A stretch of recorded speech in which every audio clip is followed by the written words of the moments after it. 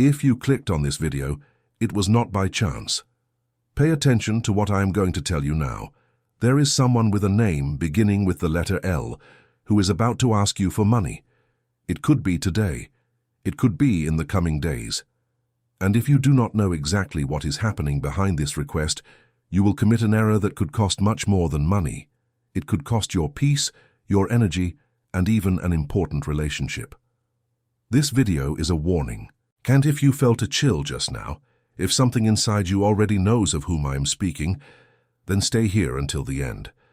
Because what I'm about to reveal will completely change the way you deal with this situation.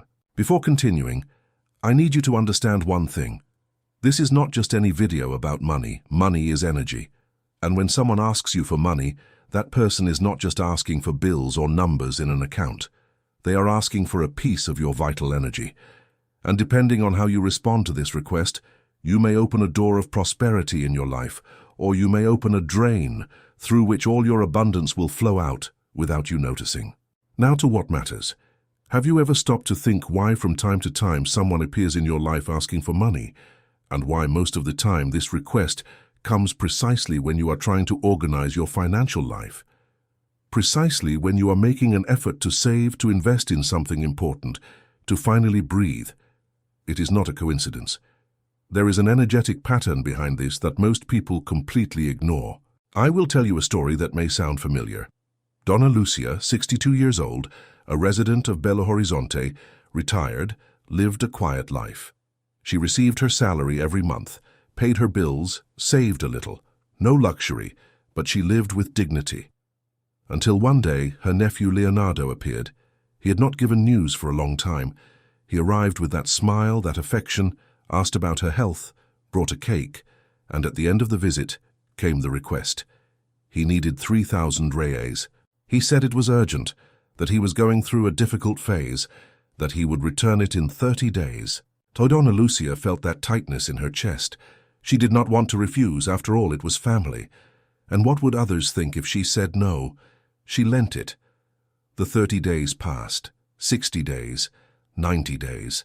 The money never returned, and when she tried to collect, she heard a response that hurt more than the financial loss, that she was stingy, that family does not collect such things, that she should have more heart.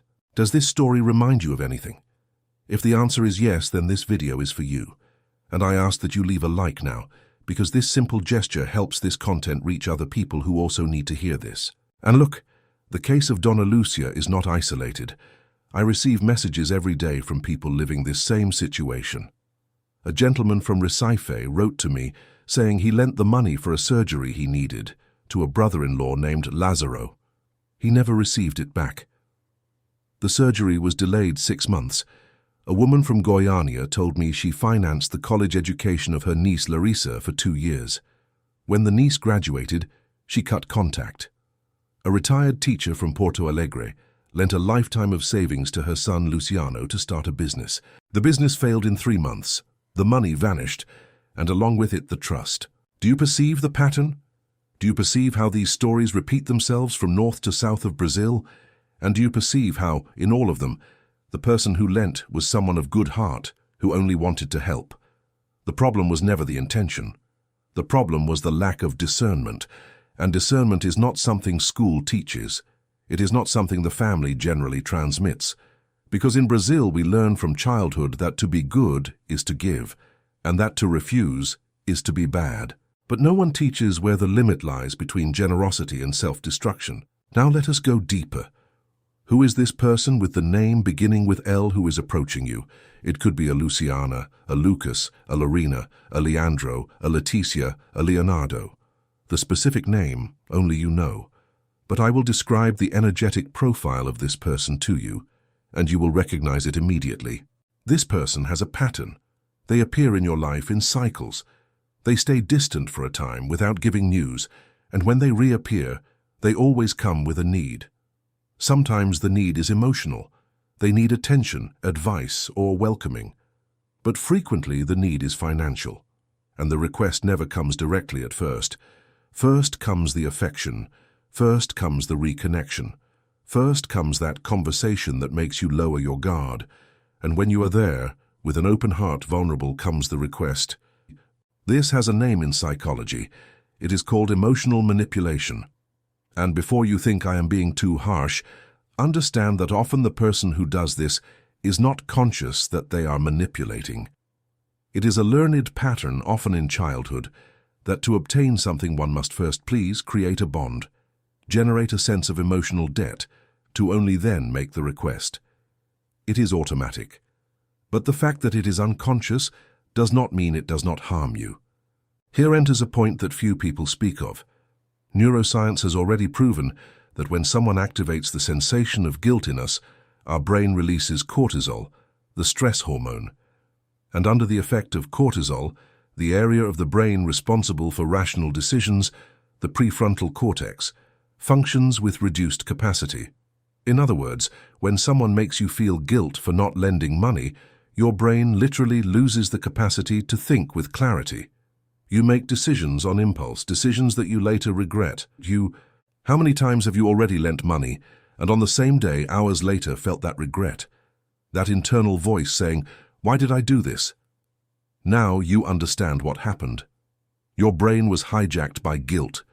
And here is a datum that needs to be said. A survey by SPC Brazil revealed that nearly half of the Brazilians who lend money to friends or family members never receive it back. You heard correctly, nearly half.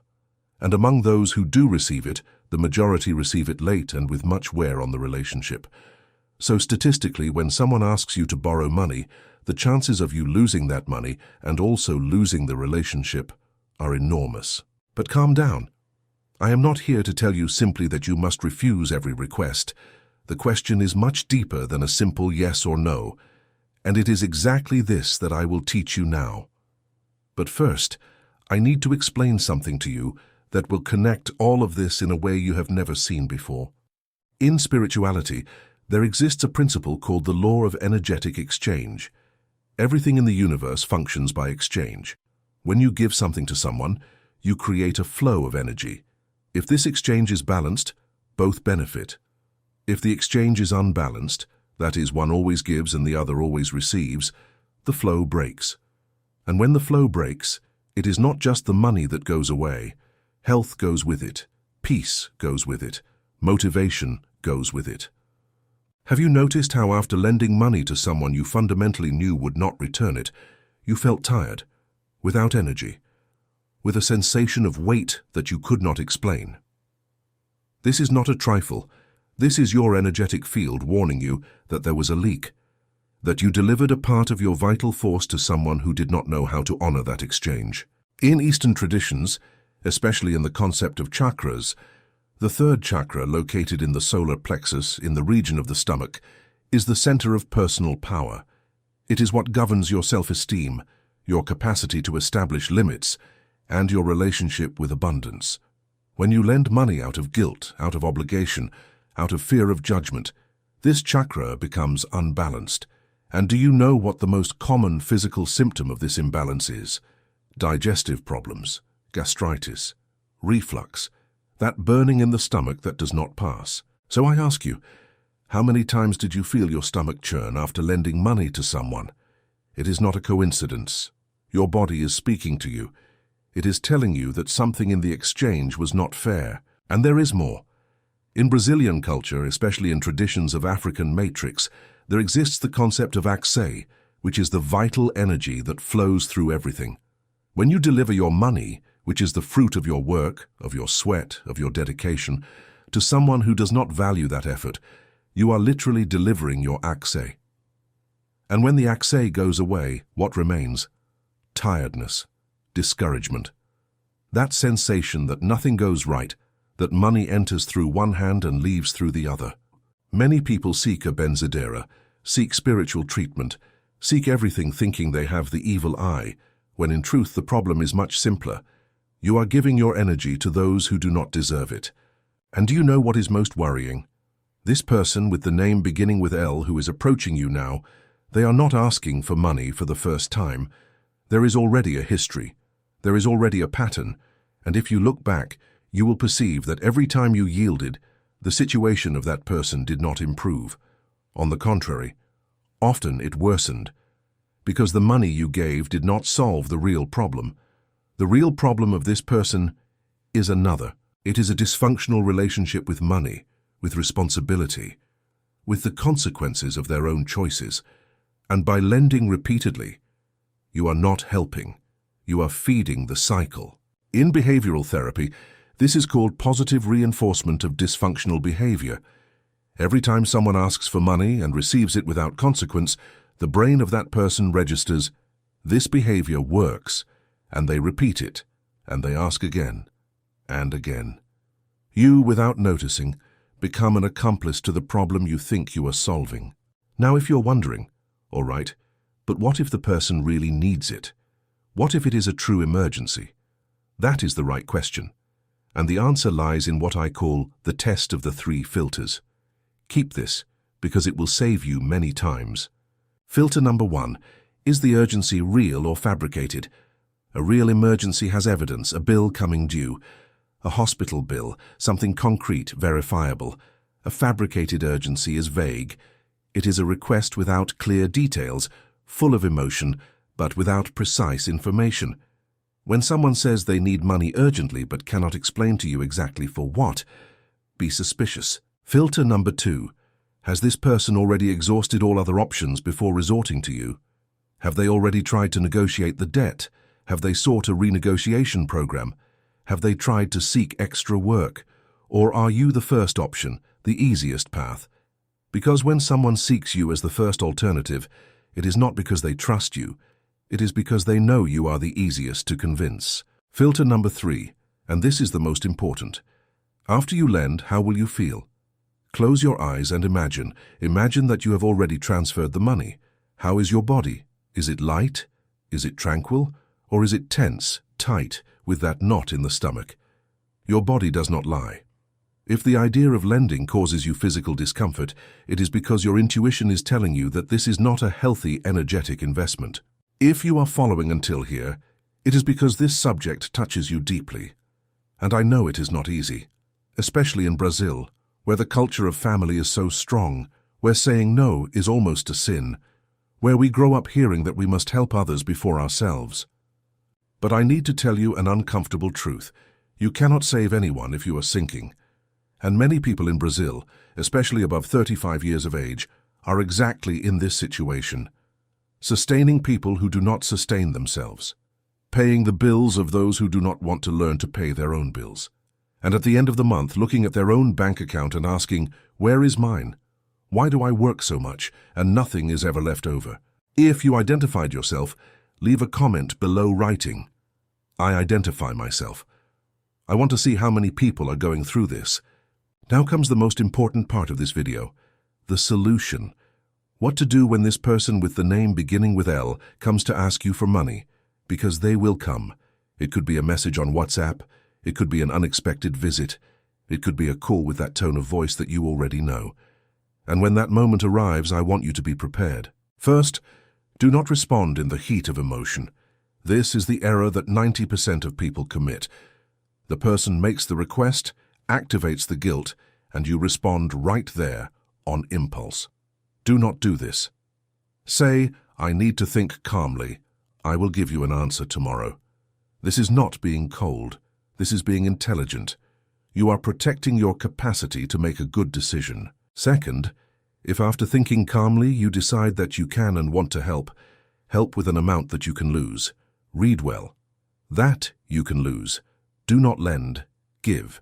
If you can give 300 Rs and not miss it, give 300 Rs, but give it as a gift, not as a loan. Because when you lend, you create an expectation of return. And when the return does not come, frustration, anger, and resentment come with it. When you give, you release. There is no collection, no expectation, no where. And if the person does not value the gift, that says everything about them and nothing about you. Third, if after thinking calmly you decide that you cannot or do not want to help financially, offer help in another way. Offer your time, offer guidance, help the person make a resume, find a job, organize their finances. Often what the person really needs is not money. It is direction. It is someone who believes in them enough to say, "I will not give you the fish, but I will teach you how to fish. Fourth, and this point is for those who are already in a repetitive cycle with this person. If you have already lent several times, if you have already given several chances, if you have already helped in every way and nothing changed, then it is time to establish a clear limit. And a limit is not punishment. A limit is love. It is love for yourself. It is recognizing that your energy, your money, and your time are sacred, and that no one, absolutely no one, has the right to drain these resources from you repeatedly without consequence. Fifth, perform an emotional audit of your financial relationships. Sit down, take a paper and a pen, and write the name of all the people to whom you have already lent money in the last 5 years. Beside each name, write the amount, and beside the amount, write if you received it back or not. I guarantee that when you look at this list, you will have a reality shock. You will perceive that a pattern exists. You will perceive that generally it is the same people. And you will perceive that the total amount lost is much greater than you imagined. A survey by the National Confederation of Shopkeepers showed that the Brazilian loses on average more than 2,000 reais per year in informal loans not returned. 2,000 reais. That makes 20,000 in 10 years. Money that could be invested, yielding, working for you. Think about that. Sixth, and this is perhaps the most transformative point of all, change the internal narrative. The majority of people who cannot say no carry a limiting belief that was installed in childhood. Beliefs such as, if I do not help, I am a bad person. If I say no, I will lose the love of this person. My value as a human being depends on how much I give to others. These beliefs are lies, lies that were installed in you when you were a child and that you never questioned. The time has come to question them.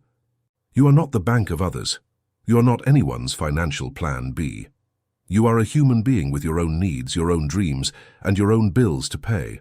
And it is all right to prioritize yourself. This is not selfishness. In aviation, what do they say before every flight? Put on your oxygen mask first before helping others. Because if you faint, you help no one. Saying no to someone you love is one of the most difficult acts that exist. But it is also one of the most powerful.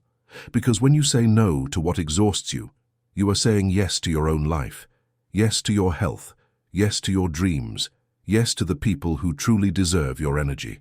And here is something that spirituality teaches and that psychology confirms. When you establish healthy limits, something magical happens. The people who truly respect you continue by your side, and those who were only there for what they could take from you naturally move away.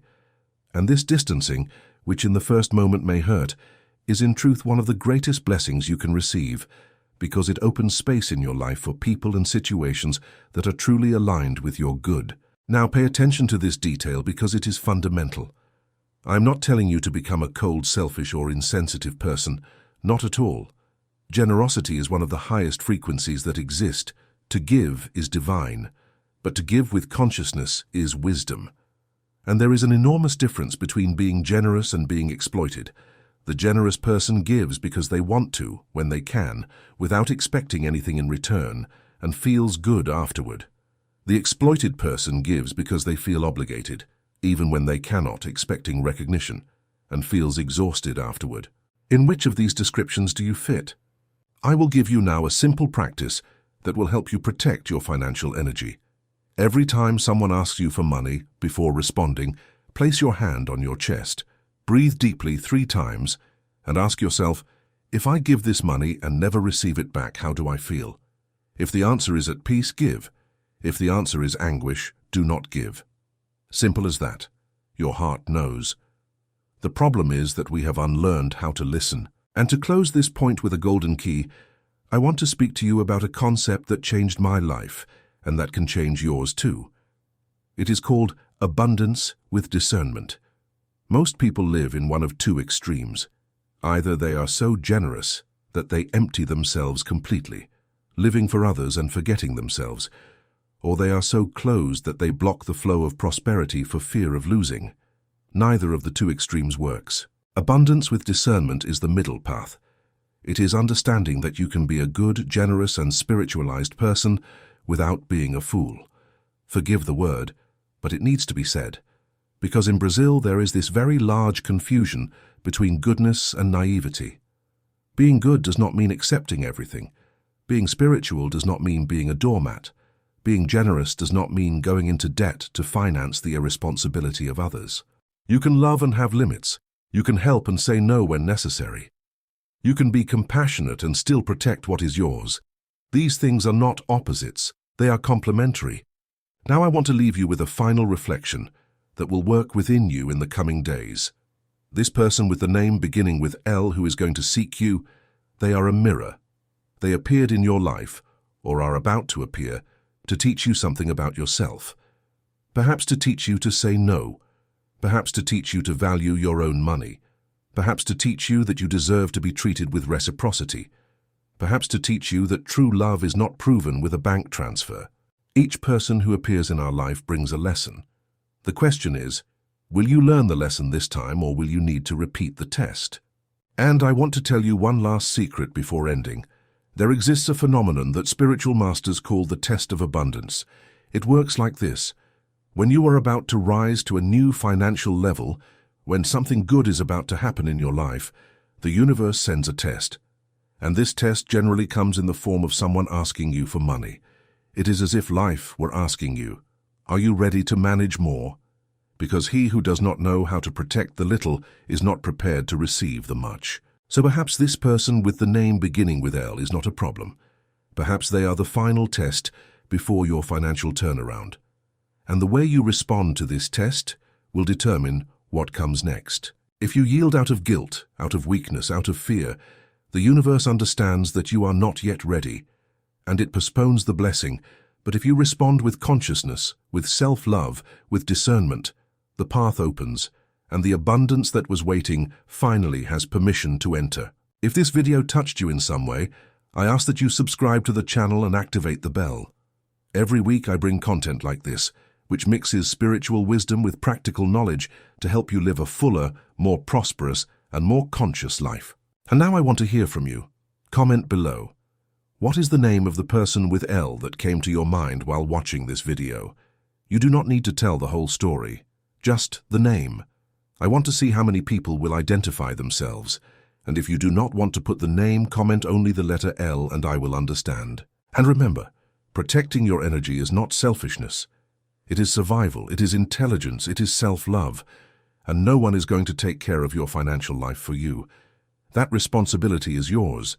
And I deeply believe that you have every capacity to make the best decisions for your life.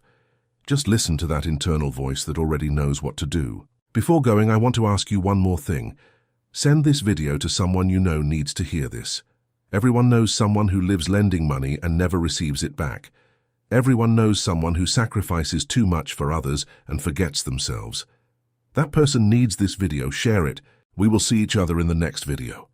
Take care of yourself, take care of your energy, take care of your money, because all of that is one single thing. I am grateful that you stayed until here. This shows that you are a person who truly seeks evolution, and people like that deserve all the prosperity in the world. May this message reach your heart at the exact moment you need it. Until next time. And remember, chosen is not he who receives everything freely. Chosen is he who learns to honor that which he receives.